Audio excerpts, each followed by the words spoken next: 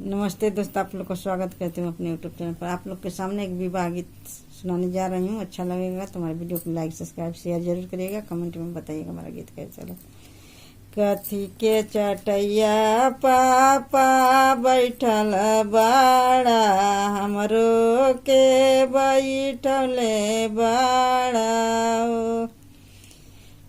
कथी के चटैया पापा बैठल बाड़ा, हमरो के बैठले बाड़ा।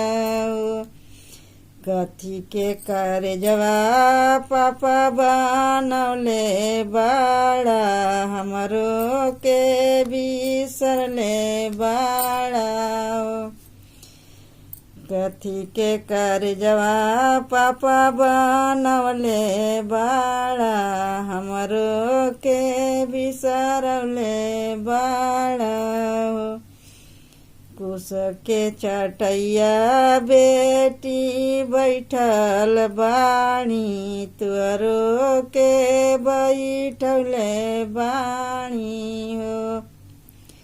कुश के चटैया बेटी बैठल बाणी, तुअरो के बैठले बाणी हो। पत्थर करजवा बेटी बनवले बाणी, तुअरो के बिसरवले बाणी हो। पत्थर के करजवा हो बनवले बाणी, तुहरो के बिसरवले बाणी हो। के कर हथवा पापा धैले बाड़ा, हमरो के धरवले बाड़ा। के कर हथवा पापा धैले बाड़ा, हमरो के धरवले बाड़ा। के कर हथवा पापा छोड़ावत बाड़ा, हमरो के बिसरावत बाड़ा।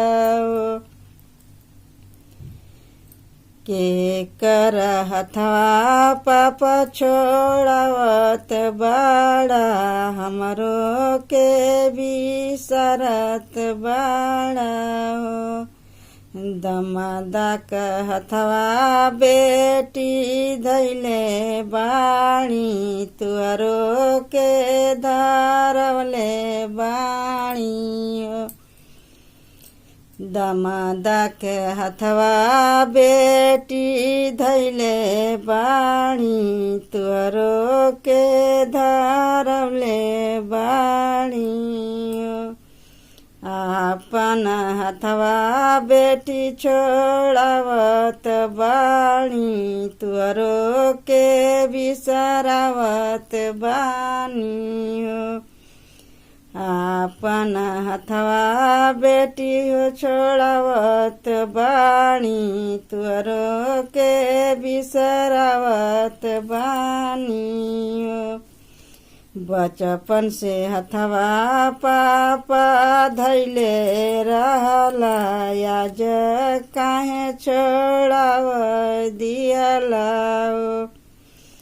बचपन से हथवा पापा धैले रहला, आज काहे छोड़ाई दियला। जब तोर पापा हथवा छोड़े के रहे, काहे हमके पोसले रहला। जब तोर हथवा पापा छोड़े के रहे, काहे के हमके पोसले रहला। अब बेटी भइलु सायाना जोगे, यही से बिसरत बानी हो।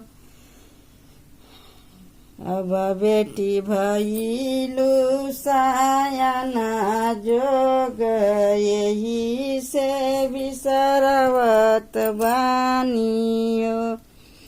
केतन दुलारी बेटी हो खेली तहियो पराया होली।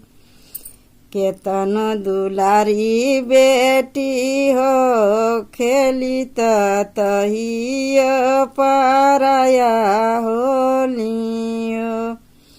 केथु के चटैया पापा बैठल बाट हमरो के बैठले बाट।